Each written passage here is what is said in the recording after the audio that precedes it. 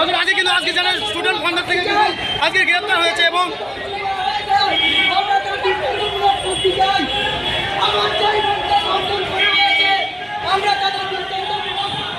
দেখছেন এর মধ্যে পুলিশ ভ্যানে তোলা হচ্ছে আপনারা দেখতে পাচ্ছেন সেই আজকের প্রতিবাদ সভা।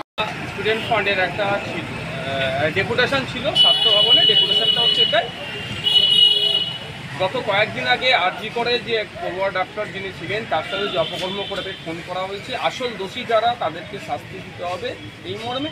আর ডাক্তারদের বেশ কিছু সুযোগ সুবিধার অভাব হয় সেইগুলোর জন্য স্বাস্থ্য ভবনে। কিন্তু দুর্ভাগ্যের বিষয়, ডেপুটেশন দেওয়ার আগেই প্রশাসনকে কাজে লাগিয়ে রাজ্য সরকার যেভাবে গণতান্ত্রিক প্রক্রিয়া আন্দোলন করছিল তাদেরকে বিচ্ছিন্ন করে দেওয়ার জন্য ডিটেন করলো পুলিশের মাধ্যমে, ধিক্কার নিন্দা জানাচ্ছে। আমরা অপেক্ষা করছি তাদেরকে যথাসময় যদি না ছাড়ে, কিন্তু আমার তখন রাস্তায় নামতে বাধ্য হবে। এখন ছাত্ররা রাস্তায় নেমেছে, এরপর অভিভাবকরা নামতে তাহলে।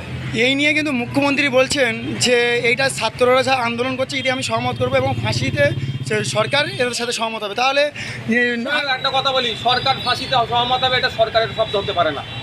ফাঁসি আমার দেশে নাই, ফাঁসি এখন নয়। ওসব মন ভুলানোর কথা মমতা ব্যানার্জিকে বলতে মানা করবেন, ফাঁসি নেই আমাদের কাছে, সর্বোচ্চ যাবজ্জীবন হতে পারে তার জন্য বলুন। আর ওনাকে তাহলে প্রশ্ন যদি করার সময় পান করবেন, আমারও যদি আগামী দিনে কোনো দিন সুযোগ পাই আমিও করবো। যে কামদুনির ঘটনা বলেছিল 1 মাসে হয়ে যাবে, 10 বছর পরে অনেকজন বেকসুর খালাস হয়েছে, সেটা বলে যাচ্ছে না। পাকিস্তান থেকে শুরু করে অনেক জায়গাতে। কিন্তু ব্যাপারটা হচ্ছে যে ঘটনাগুলো যারা ঘটাচ্ছে দ্রুত তাদের বিরুদ্ধে ব্যবস্থা নিলে আগামী দিনের কারোর মনের মধ্যে কোনো এই ধরনের ওষুধ তো জন্মালে না, সেটা ভয় খাবে। এই দুর্ভাগ্যের বিষয় একের পর এক ছাড়া যাচ্ছে। গত বছরে স্বপ্নদ্বীপ 1 বছর হলো, এখনও বিচার পাচ্ছে না। আবার ঠিক এই আগস্ট মাসে 10 থেকে 15 তারিখের মধ্যে আগস্টে ঘটনা ঘটেছিল, দেখুন আবার হচ্ছে। মমতা ব্যানার্জি যে কথা বলছেন যে 1 সপ্তাহ ডেডলাইন দিয়েছেন পুলিশকে, আমি একটা কথা জোর গলায় বলছি, আমাদের রাজ্যের পুলিশের হাতে যদি ছেড়ে দেয় যে নিরপেক্ষতার সাথে তদন্ত হোক, 1 সপ্তাহ যাবে না, 3 দিনে আমাদের পুলিশ পারবে। যদি পুলিশকে না পেছন দিক থেকে মনিটরিং করে, ওটা নেতার ছেলে ওটা ক্যাটার ছেলে এগুলো না করে, এটা আমি দায়িত্ব নিয়ে বলতে পারি।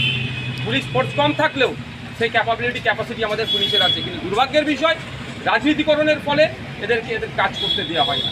অভিষেক বন্দ্যোপাধ্যায় বলছেন যারা খুন করবে এবং যারা রেপ করছেন তাদেরকে শ্যুট করে মেরে দেওয়া, এনকাউন্টার করে মেরে দেওয়া হুমকি দিচ্ছে। এমপির মুখের ভাষা নয়, ওটা পাড়ার গুন্ডা মস্তান, তার মুখের ভাষা হবে। এনকাউন্টার আমাদের ওই রকমভাবে হয় না, শ্যুট করে দেবে। বিচার ব্যবস্থা আছে তো, দ্রুত কিভাবে বিচার ব্যবস্থার মধ্যে আনা যায় সে কথা বলতে বলুন। অভিষেক বাবুকে বলুন যে ডায়মন্ড হারবার ভোট থেকে শুরু করে যে অন্যায়গুলো করেছেন আপনার দলের কর্মীরা, যেটা আপনার হাতে ক্ষমতা আছে সেটা করুন না।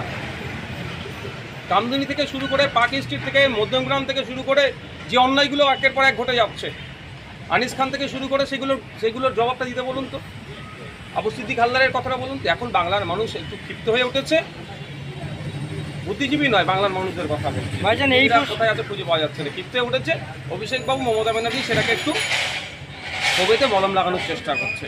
ভাইজান এই প্রসঙ্গে একটা প্রশ্ন, যে সিভিক পুলিশকে গ্রেফতার করে কাউকে কি বাঁচানোর চেষ্টা করছে না, কাউকে আড়াল করার চেষ্টা করছে? দেখুন, ওই জায়গায় আমি ছিলাম না।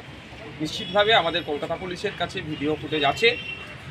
অনেক ডক্টরসরা বলছেন যে যেভাবে হত্যা করা হয়েছে, যারা এক্সপার্ট তারা বলছেন একার দ্বারা সম্ভব নয়। সে ফিল্ডের আমি নয়, তাদের কথা অনুযায়ী আমি বলবো। তাহলে একাধিক মানুষ ছিল, থাকতে পারে, সেগুলো খুঁজে বের করা হোক। তারপরে আজকে সকাল থেকে আমি 2 জন প্রভাবশালী ইন্টার্নদের নাম শুনছি, কতটা সত্যতা জানি না।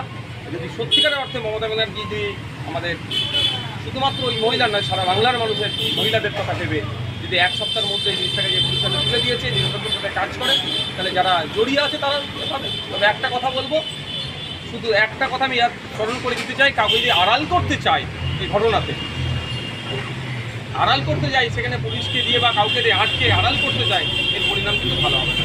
কিন্তু মুখ্যমন্ত্রী বলছে যারা এই জড়িত সন্দেহ হচ্ছে তাদেরকে সাসপেন্ড করছে না কিংবা অ্যারেস্ট করছে না, তাদেরকে ট্রান্সফার করে অন্য জায়গায় দেওয়া হচ্ছে। দেখুন, এখানে পুলিশের যে কর্মকর্তা ছিলেন তাদের মধ্যে যারা আছে সেভাবে দেখছি, দেখুন একটা এবারও বলছে একটা নির্দিষ্ট সময় পর্যন্ত মানুষ ধৈর্য ধরছে, দেখছে এটা কী ঘটনা ঘটে, কি অ্যাকশন না, যদি না ঠিকঠাক অ্যাকশন